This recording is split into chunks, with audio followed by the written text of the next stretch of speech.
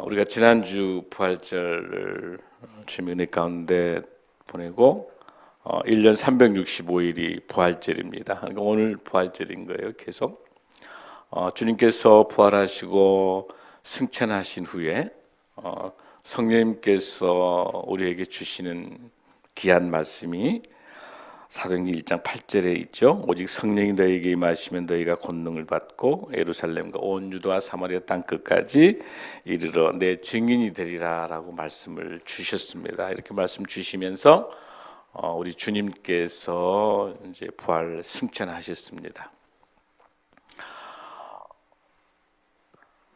그리고 다시 오시겠다라고 하는 약속. 그러니까 십자가에 돌아가시는 시간부터 시작을 해서 우리 예수님께서 다시 돌아오시겠다라고 하는 재림의 약속까지, 그게 종말론입니다. 종말이라고 하는 개념은 우리가 이 세상이 끝이 났었을 때를 종말을 말하는 게 아니라 종말에 대한 개념을 잘 정리하셔야 되는데, 이미 우리 예수님께서 십자가에 돌아가시는 지금부터 2000년 전부터 종말이 시작된 거예요. 그걸 언제 종말이 완성됩니까, 여러분들? 우리 예수님께서 다시 재림해서 오실 때까지. 그래서 우리는 이미 와 있는 것, already라는 단어를 쓰고 있지. 이미 와 있는 예수님의 초림. 그래서 예수님의 초림에서부터 예수님께서 다시 오시는 재림까지를 우리가 말합니다. 그러다 보니까 종말론 그러면은 인식들이 많이 이제 지구가 끝나는 거를 종말로 많이 생각을 하는 거예요. 그런 문제가 발생하게 된 원인 중에 하나가 1992년 10월 28일 날 지구가 종말하고 휴거가 된다라고 하는 다미 선교회, 이단 사이비 단체가 등장하게 된 겁니다. 그래서 가까이 있는 마포, 성산동 쪽으로 다 모인 거예요. 그곳에 다 모여서 흰옷 입고 모여들여서 들려 올라간다. 예수님이 재림과 함께 들려 올라간다라고 해서 흰옷 입고 다 직장도 버리고 모든 재산도 다 팔고 그렇게 해서 다 몰려들었어요. 10월 28일 날. 전국에 생중계했습니다. 해외 외신도 와서 생중계했습니다. 결과 어떻게 됐어요, 여러분들? 전 세계적인 조롱거리가 되는 거죠. 아무 일도 일어나지 않은 게. 더 놀라운 것은 이 다미선교에 있는 이 교주가 분명히 1992년도 10월 28일 날 만약에 지구가 종말하고 휴거된다면 돈이, 물질이 필요해요? 필요치 않아요, 여러분들? 필요 없죠. 그런데 그 다음 연도 1993년 5월 22일 날 돌아온 채권에다가 돈을 투자를 했어요. 이거 말이 돼야 안 돼요? 사기친 거잖아요. 그러고 난 다음에 징역을 살게 됐죠. 34억을 횡령한 거예요. 데살로니가전서 5장 1절 4절에 보면은 형제들아, 때와 시기에 관해서는 너희에게 쓴 것이 없음을 주의 날이 밤에 도둑같이 이를 줄을 너희 자신이 알기 때문이다. 마태복음 24장 36절도 이렇게 되어 있죠. 그날과 그때는 아무도 모르나니 하늘의 천사들도 누구도 아들도 모르고 오직 누구만 아버지만 아시니라. 우리 예수님께서 재림하시는 것은 아무도 모르는 것이죠. 누구만, 오직 하나님 아버지만 아신다고 하는 거예요. 이 사건이 난 이후로 1992년도 10월 28일 이 사건이 난 이후로 한국교회가 큰 치명적인 잘못을 했어요. 뭐냐면 그 뒤로 요한계시록 설교가 멈춰버렸습니다. 요한계시록 강의를 하게 되면 이단으로 오해를 받는 것처럼 사탄이 장난하는 거죠, 이게. 그 뒤로부터 20년 넘게 요한계시록 부분을 종말론에 대한 것을, 재림에 대한 이런 것들을 설교를 안 하다 보니까 많은 성도들이 요한계시록을 한 번도 설교를 들어본 적도 없고 목사님들도 설교도 하지도 않고, 누가 전유물이 되어버렸느냐? 신천지의 전유물이 되고 사이비 이단 시한부 종말론의 전유물이 되어버리는 거죠. 기도하는 가운데 하나님께 제게 무슨 말씀을 주시냐면은 요한계시록을 강해 설교를 하라는 성령의 음성을 주신 거예요. 우리 에스더 선교사랑 새벽기도 하는데 강력한 요한계시록 강의를, 목사님도 지금 한 3년 정도 요한계시록 강의를 안 했거든요. 그 강의를. 첫째, 요한계시록은, 자, 들 따라합니다. 요한계시록은 쉽다. 근데 굉장히 그냥 막 용이 나타나고 뿔 달리고 하니까 겁먹고 무섭게 막 느껴지잖아요.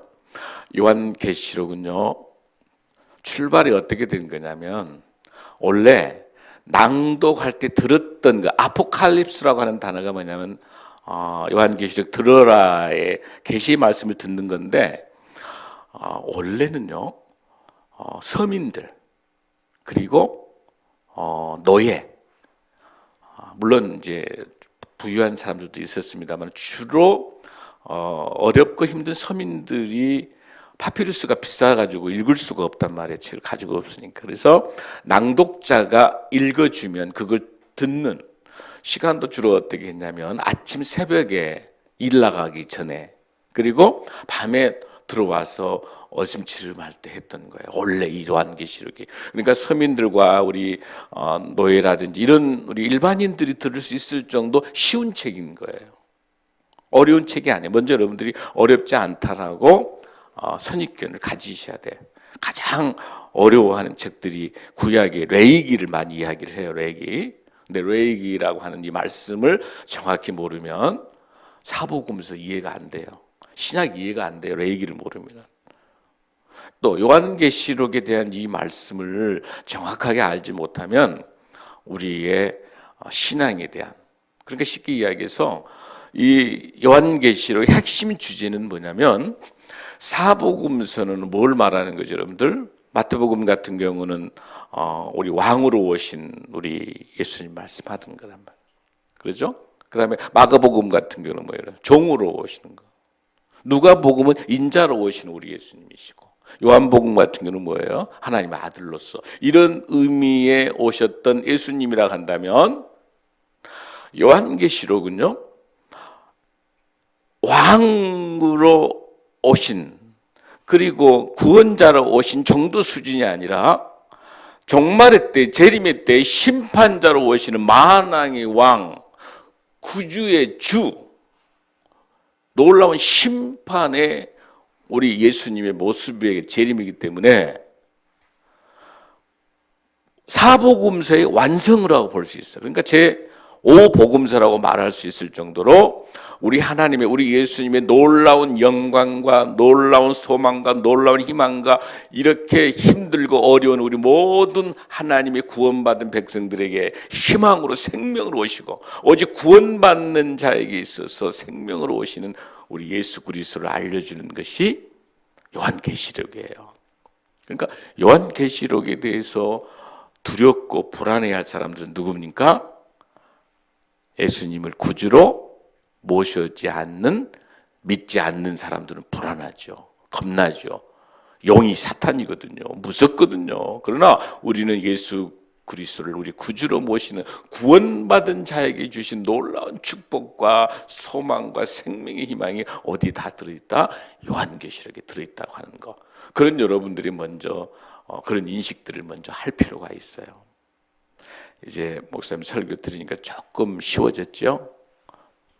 거기가 아직도 끄떡끄떡하는 건 어렵지 않아요, 여러분들. 저랑 같이 한번 요한계시록. 그래서 자, 그 요한계시록을 오늘은 이제 요한계시록에 대한 티저예요. 티저. 여러분 티저가 뭐예요? 티저란 말이.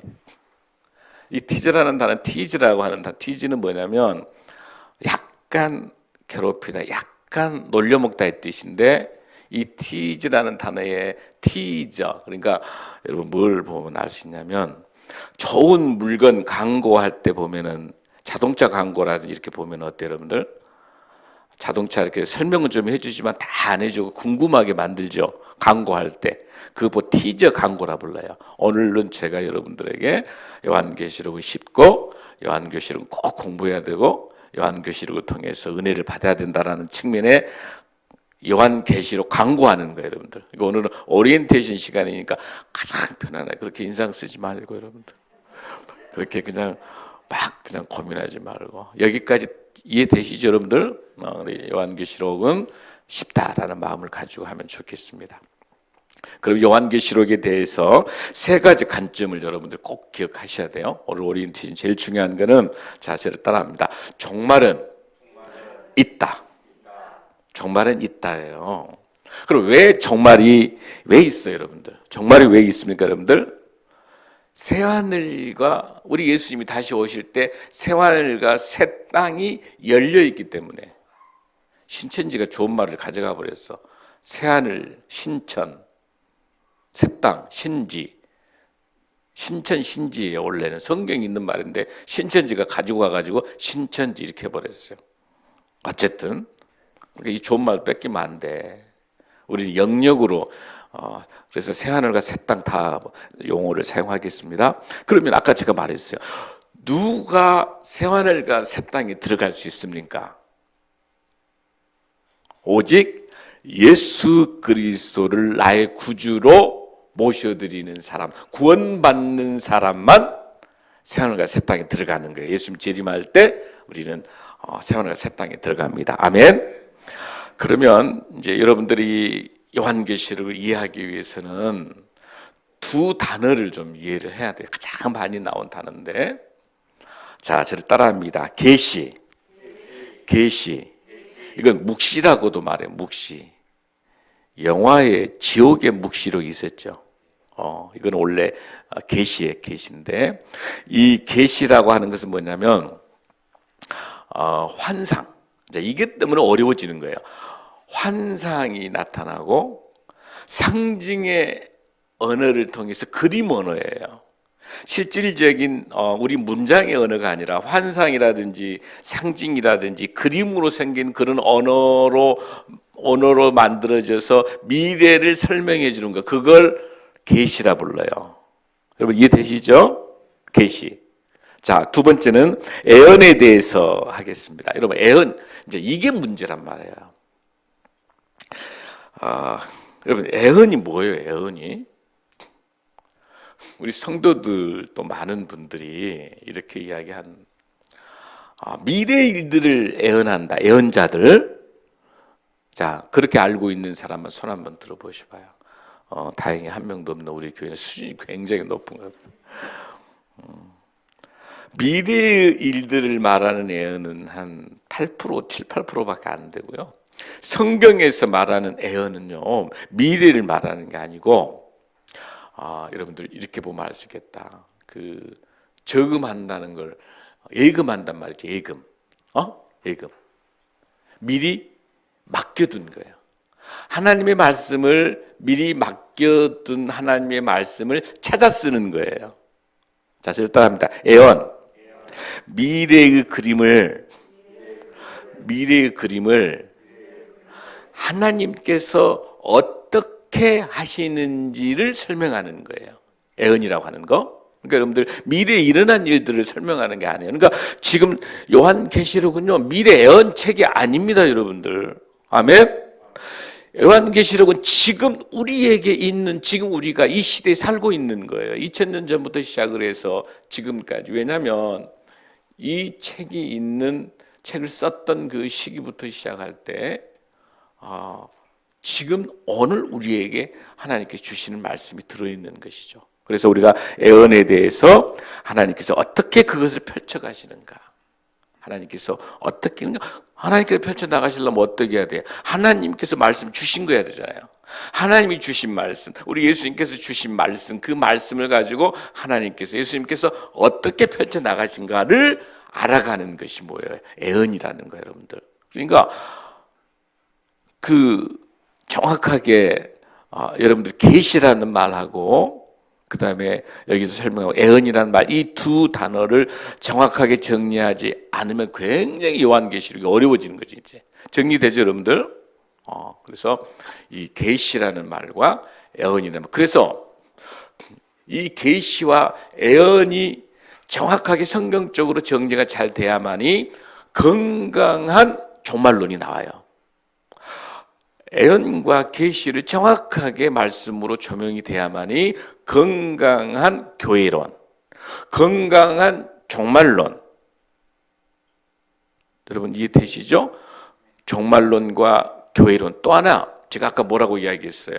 요한계시록은 누구를 위한 책이다? 예수 그리스도의 재림하신 예수 그리스도를 통한 놀라운 우리 성도들의 소망과 희망에 대한 책이기 때문에 뭐라고 말할 수 있어요? 여기 애언과 여기 나타난 계시를 정확하게 알아야 뭘 알 수 있어요? 여러분들 건강한 기독론을 알 수 있어. 예수님이 누구신가? 7대 영역 신학적인, 그래서 한국교회가 신학적인 7대 신학적인 이론의 틀들을 정확하게 해야 돼요. 제일 먼저 계시론, 그 다음에 신론, 하나님이 누구신가? 구원론, 구원이 무엇인가? 그 다음에 교회론, 교회란 무엇인가? 기독론, 예수님이 누구신가? 종말론, 재림론, 이런 7대 영역을 신학적으로 정확하게 성도들에게 말씀 강의를 통해서 훈련이 안 되면 전부 이단에게 넘어가는 거예요. 비유풀이하면 넘어가고 종말론 하니까 전 재산 다 팔아서 넘기고 종말이니까. 그래놓고 난 다음에 교주는요, 지금 누구는 유튜브 방송이 지금 교주가 돼가지고 그 돈을 벌기 위해서 엄청난 문제를 일으키고 있는 사람이 얼마나 많은지 몰라요. 교주가 돼 있는 거예요. 유튜브 방송에서 자극적이고 선정적이고 반정부적이고 막 이렇게 뭔가 이렇게 정치적인 걸 이용하면 이런 짓을 하는 거예요. 목사라는 사람들이. 사이비 이단이 따로 있습니까, 여러분들? 복음의 본질로 가지 않으면 다 이단인 거예요. 처음 출발은 같지만은 끝이 다른 것. 다를 자 끝단자예요. 이단이라고 하는 게 하나님 말씀을 왜곡시키고 변조시키고, 결론은 출발은 예수님으로 출발했는데 결론이 교주가 재림주가 나야. 내가 교주야. 말도 함부로 하고 비인격적인 거. 교주화 되는 것, 이런 시대 속에 여러분 살고 있기 때문에 요한계시록 특별하게 저같이 강의 설교를 통해서 충분히 얼마나 풍성한 은혜가 넘치는지 몰라요. 제가 이제 특별하게 제가 알고 있는 요한계시록에서 혹시 더 좋은 또 어떤 그 주석과 자료가 있는지를 보기 위해서 지난주에 책을 제가 좀 더 구입을 해서 봤어요. 루터도 그랬고 켈빈도 요한계시록만은 주석이 없습니다. 함부로 설교를 해낼 수가 없는 거예요. 정확하게 신구약이 관통되질 않으면은. 그리고 지금 이 시대의 조명을 정확하게 해야 되는 거예요, 여러분들. 그래서 오늘은 요한계시록을 통해서 우리 주님께서 주시는 말씀을 깊게 우리가 이해하기 위해서는 무엇을 먼저 우리가 좀 봐야 될까라고 하는 것들을 좀 먼저 보겠습니다. 요한계시록이 무슨 책인가를 여러분들이 먼저 정리해야 돼요. 우리 한국의 신학대학에가요, 신약, 그러니까 우리 27권, 27권에 대해서만 연구하는 학자들로 구성된 게 한국 신약학회가 있어요. 1961년도에 만들어진 아주 좋은 학회입니다. 이 학회가 지난번에 그 신천지 때문에 코로나 상황이 났을 때 온통 우리 사회가 복잡해졌잖아요. 신천지에 그 많은 기존에 있는 많은 성도들을 다 뺏긴 거예요. 기존 성도들 안에 와서 그냥 교회를 허물고 분쟁을 만들고. 그래서 한국 신학학회가 철저하게 신학적으로 회개하는 거예요. 요한계시록에 대한 정확한 말씀에 대한 설교와 신학적인 조명을 못해둔 신학자들의 제약 때문에 수많은 용언들이 피폐하게 갔다라고 이야기하면서 한국 신약학회가 다음과 같이 두 가지 이 요한계시록을 보기 위해서 두 가지 관점을 설명했습니다. 제가 볼 때 아주 중요한 것 같아요. 요한계시록이 어떤 책이냐? 저를 따라합니다. 이원론과 결정론을 특징으로 하는 책이다. 이원론, 결정론 어렵죠. 신학자들이 하는 이야기니까 좀 풀어줄게요. 이렇게 비교하는 여러분 성경 말씀을 가지고 보는 게 더 좋을 것 같아요. 하나님의 말씀을 좀 더 보도록 그렇게 하십시다. 여러분들이 이원론에 대한 그 내용들을 한번 말씀으로 좀 볼게요, 여러분들. 요한계시록 22장 11절하고 12절 한번 보겠습니다. 앞으로 계속해서 요한계시록 공부를 할 때 이 현상이 이원론 현상이 계속 나타나기 때문에 신학적으로 조명할게요.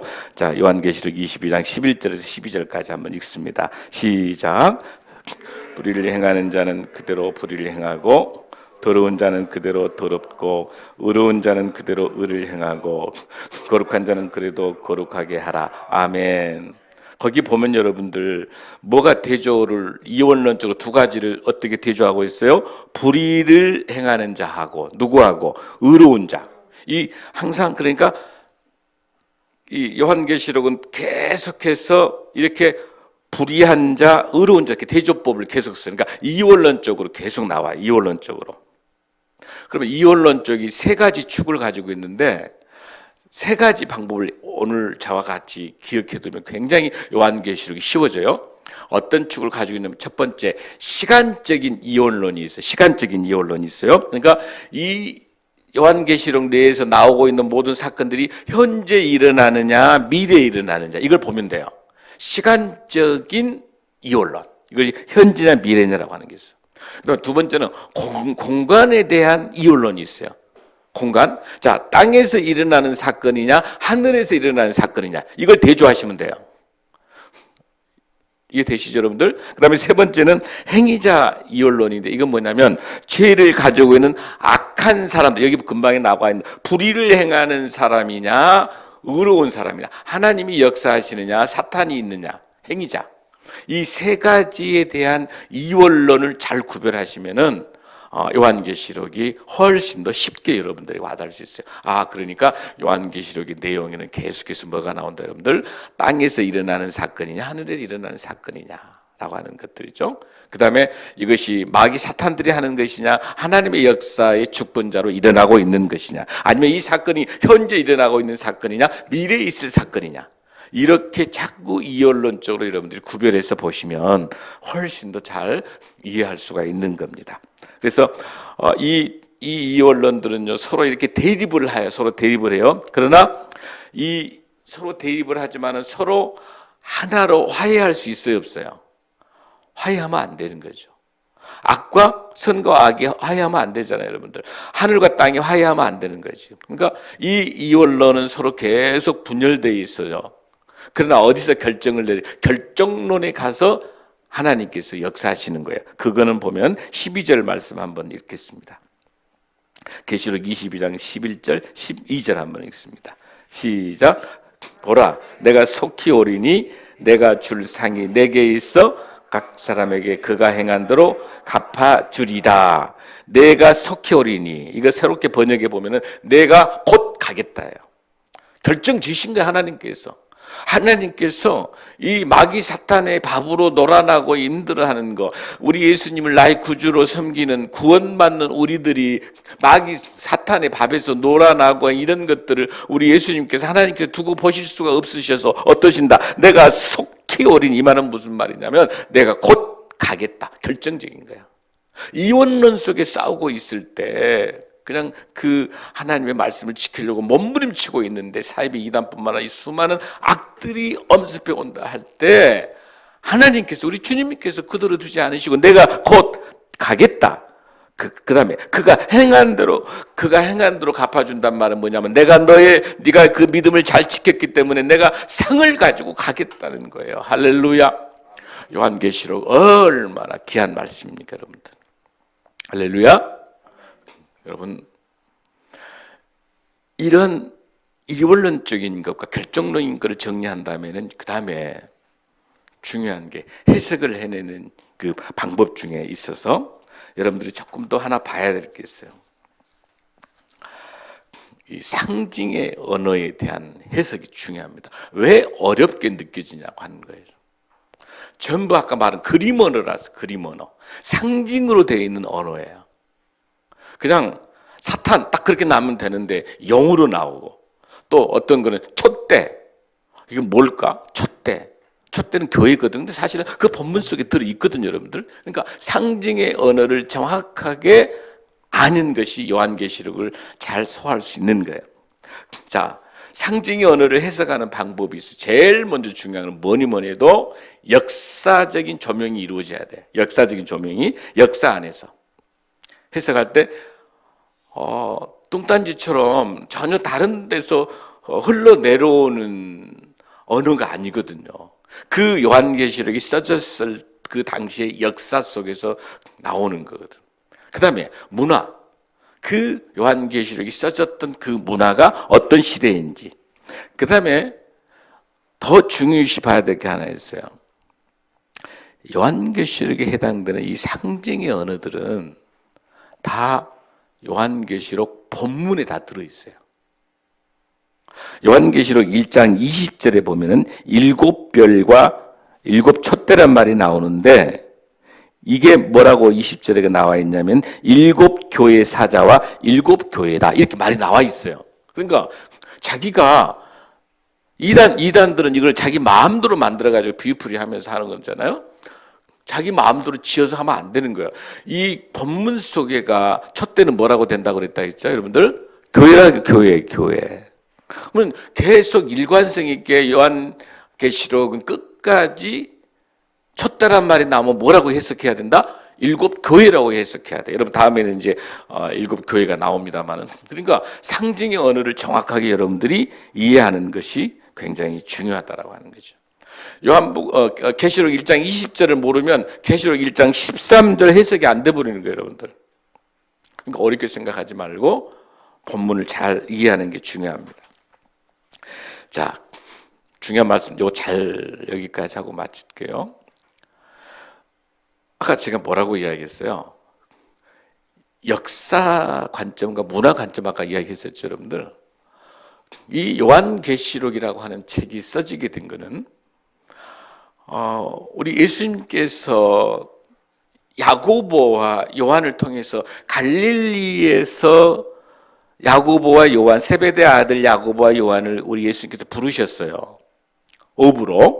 어부에서 제자로 부르시고 난 다음에 계속해서 3년 동안 공생애 동안에 이 사도 요한을 계속 훈련시키고, 그러니까 요한이 제일 어려요. 그래서 최후의 만찬 보면은 예수님이 짧게 기대고 좀 예쁘게 생긴 거 있죠?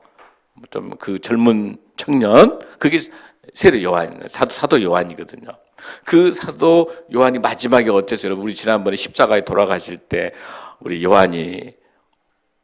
예수님께서 뭐라고 그랬어요? 나의 어머니를 끝까지 보호해달라고 하셨잖아요. 그러니까 어머니를 모시는 그 요한인이 가장 오래 산 거예요. 그런데 그 당시에 로마의 폭정, 그 당시 그러니까 우리 예수님께서 십자가에 돌아가시면서 했던 것은 로마의 폭정, 압력이 너무 많은 거죠. 그러니까 이미 스데반을 중심으로 해가지고 복음의 1세대들의 중심으로 해가지고 12제자들이 다 죽게 돼요. 70명의 제자도 죽게 되고 마지막 남아있는 500명도 다 죽게 돼. 그걸 복음의 1세대라고 그래. 1세대 다 죽고 누구 하나 지금 남아있는 거 여러분들? 요한 하나만 남아가지고 이 복음을 이어가기 위해서 복음의 2세대의 믿음을 전수해야 되는 거예요, 지금. 그러니까 믿음을 전수하기 위해서 사복음서는 예수님이 십자가에 돌아가시고 생전에서 끝나버린 거잖아요, 여러분들. 그런데 이 믿음이 이어지기 위해서 사도행전부터 시작을 해서 복음의 2세대들에게 쭉 주어지면서 마지막 어디까지 가르쳐야 돼요? 재림 때까지 예수님이 다시 오시는 것까지를 가르쳐야 되는 거였어요. 이 사도 요한을 통해서. 그래서 그 사이에 로마의 30년의 폭정, 30년의 폭정, 그 폭정 동안에 바로 제2의 복음 세대들이 누구냐면 여러분들 오네시모 같은 사람들, 응? 그다음에 여러분 디모데 이런 다 복음의 2세대고요. 그다음에 공동 서신 중에서 9개 서신들이 있잖아요. 야고보서라든지 뭐 히브리서 같은 거, 베드로 전후서 이거 다 이 뒤쪽 세대로 연결되는 세대들에게 주는 이야기거든요. 그러고 난 다음에 마지막 우리 예수님께서 재림에서 오시는 그 과정들을 설명하고 있는 거란 말이에요. 그 시대로 봤었을 때 어떤 시대냐고 하는 거죠. 이 요한계시록이 써졌던 시기는 어떤 시기냐고 하는 거죠, 여러분들. 그 당시에 그 많은 고통과 많은 아픔들이 많이 있었지만은 그 중에서 제일 힘든 시기를 우리가 말할 수 있는 거는 AD 81년을 여러분들이 꼭 기억하시죠. AD 81년. AD 81년에 로마의 황제 중에 도미티누스라는 황제가 있었어요. 11대 왕이에요. 악랄한 왕이에요. 악랄한. 아주 무지무지한 왕이에요. 악랄하게. 이 도미티안 이 황제가 81년에 AD 81년에 황제로 올라와 가지고 초기 10년 정도는 이제 정권이 불안하니까 뭔가 이 정권을 좀 알아보기 위해서 막 몸부림치고 있었어요. 근데 황제가 뭔가 이렇게 이 로마가 힘들고 어렵고 하는 것이 원인이 뭐냐고 그랬더니 그리스 로마에 있는 신들이 다 나가서 추방당해 있기 때문에 그러고 그래서 다시 그리스 로마의 신들을 다시 불러들여 가지고 신전들을 만들기 위해 돈이 많이 필요해요. 돈이 많이 필요. 그러니까 언론들 중에를 모함을 시켜가지고 언론이 가지고 있는 그 땅들 뺏어가지고 그걸로 그게 카리굴라 같은 그런 황제도 마찬가지죠. 그런 엄청난 폭적을 했었던 이 도미티안 이 황제가 이제 드디어 90년에서 92년 AD 90년, 92년 요 사이에 집중적으로 탄압을 합니다. 어느 정도 탄압이냐면은 지금 그리스 로마에 관련된 그런 신들에 대해서 우선순위를 하는데 나중에 이 사람이 도미티안이 뭐라고 하냐면 내가 신이다 그래요. 내가 신이다 그래. 본인이 사람인데 근데 사실 로마에는 그 왕이 죽고 난 다음에 다 신이 됐기 때문에 그 당시 백성들은 그래 뭐 저 도미티안 저 사람도 죽을 거니까 뭐 신이라 해도 뭐 관계 없는 거죠. 근데 문제가 뭐가 돼요? 모든 행사를 하러 가게 되기 위해서는 이 하나님이 신인데 이 도미티안 이 사람이 자기가 신이라고 해야 도미누스 et 데우스 우리 주 우리 하나님. 우리 크리스찬들에게 있어서는 오직 예수 그리스도 하나님 외에는 하나님이란 말을 쓸 수가 없잖아요, 여러분들. 근데 자기 사람한테 이 황제 때 신이라고 하나님이라고 말을 하니까 크리스찬들의 입장에서 반발을 해야 하네요. 반발할 수. 여러분들 그 주기철 목사님 일제 그 침탈했었을 때 일사가고 할 때 그 예수를 택할래 아니면은 죽음을 택할래? 아니 여러분 어때요? 그 예수님을 택하기 위해서 못으로 나와 있는 그 송판을 밟아가면서 주기철 목사님이 순교하는 마음으로 지킨 거죠. 그러니까 이 크리스찬들에게 있어서 그 당시 크리스찬들에게 하나님 외에 다른 신을 두지 말라고 이단 사입이 우상 숭배하지 않는다고 했는데 모든 크리스찬들이 말을 할 수가 없는 거죠. 그래서 드디어 이 도미티안 황제의 이 폭감 밑에서 이제 전부 네로 황제가 있을 때도 폭정이 심했지만 너무 심하니까 다 카타콤 여러분 보면 다 지하 한 20층 되는 대로 다 내려가서 숨는단 말이에요. 그러니까 그 근거지를 찾기 위해서 로마의 군인들이 이 크리스찬들 초대교회 크리스찬들을 불러가지고 하니까 말할 수가 없죠. 거기서 나온 게 익두스 말을 할 수가 없는 거예요. 그러니까 전부 순교 당하는 거죠. 그러니까 이 사람들이 머리를 쓰는 게 뭐냐면 안 되겠으니까 어린애들을 데리고 나와가지고 그 어린애에게 아주 맛있는 음식을 준 거예요. 맛있는 음식을 주고 난 다음에 자기 어머니하고 다 초청해가지고 이제 식사를 아주 건하게 대접을 하고 한 다음에 그 어린애들하고 식사 대접하고 난 다음에 이제 바로 애를 보내는데, 애를 보낼 때 그 애 뒤에다가 짐승들의 그 호피 이런 것으로 여우나 노루나 뭐 이런 것들, 짐승의 이런 것들 그 옷을 입혀서 보내는 거예요. 근데 마침 이 한쪽에는 도미티안 이 군단들이 뭘 가지고 있냐면은 아주 한 달 내내 굶긴 아주 투사견 사냥견들을 가지고 있어가지고 한 달 내내 굶겨가지고 그 사냥견에다가 쿡 창으로 치시니까 바로 뛰쳐나가가지고 그 얼마나 배가 고프니까 그 어린애의 뒷목을 꽉 쥐고 뒷목이 잘라져 버린 거예요. 얼마나 잔인해요, 여러분들. 그 엄마 아빠가 보는데 앞에서 애들을 그렇게 죽이는 거예요. 자, 이래도 너희들 말 안 할래. 이래도 말 안 할래. 그래도 이 신앙 지조를 지키는 거예요, 여러분들. 자, 뿐만 아니라 여러분들 그 콜로세움에서 보면은 그냥 검투사들 하면서 우리 크리스찬들, 초대교회 크리스찬들 다 거기다 넣어놓고 짐승들에게 그 먹이 했단 말 들어봤죠, 여러분들? 그 정도가 아니에요, 여러분들.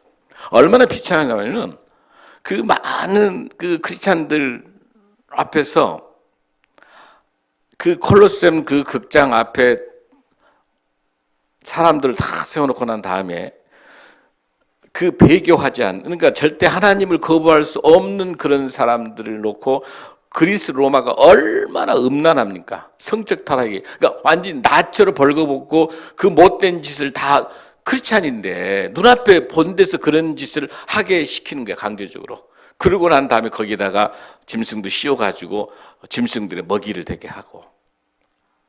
바로 얼마 전에 어떤 관계였어요. 자, 그래도 너희들이 불지 않을래. 그러니까 이렇게 악랄한 도미티안 황제 그 시대에 있어서 그래서 요한계시록은 왜 상징 언어를 쓸 수밖에 없냐, 왜 이미지로밖에 할 수 없었냐면은 그대로 드러내놓고 할 수가 없는 거죠. 그래서 여러분들이 나중에 나옵니다만 666이란 말 나와요. 666이란 말. 이게 666이 사실은 게마트리아라고 해가지고 그 상징 언어를 정리하게 되면 이게 네로 황제 이름이 666이에요. 근데 이 다미선교 이단들은 뭐라 그랬죠, 여러분들? 666 베리칩을 받으면 지구가 멸망한다, 받지 마라 그랬잖아요. 그러니까 성경을 정확하게 모르니까 그 666은 그 뜻이 아니라 게마트리아라고 하는 네로 황제의 잔인함에 대해서 이 책에다가 요한계시록에 써놓고 네로 황제가 우리를 죽이려고 한다 이런 말을 못 쓰잖아, 책에다가. 요한계시록 못 쓰잖아요. 그러니까 거기에 666이 나온 거예요, 여러분들.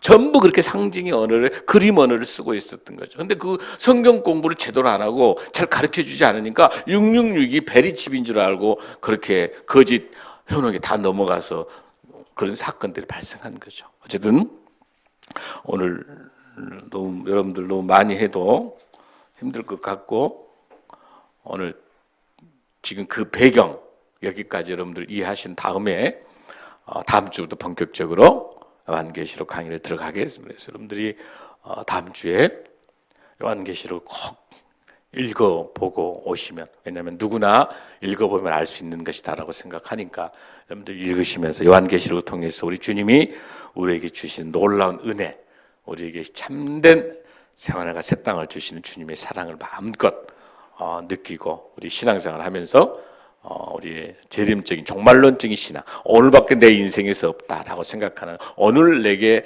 주님과 주님이 주신 마지막 시간이라는 생각을 가지고 간다면 오늘 내 인생의 마지막, 내 삶의 마지막, 이 종말론적인 삶, 매일매일 이런 삶을 살아간다면 그렇게 지나치게 욕심도 없어지고 시기, 미움, 질투도 덜하게 되고 다 웬만하면 다 용서하게 되고 이해하게 되고 그럴 수 있는 정말 하나님의 멋진 사람들이 다 되시길 바랍니다.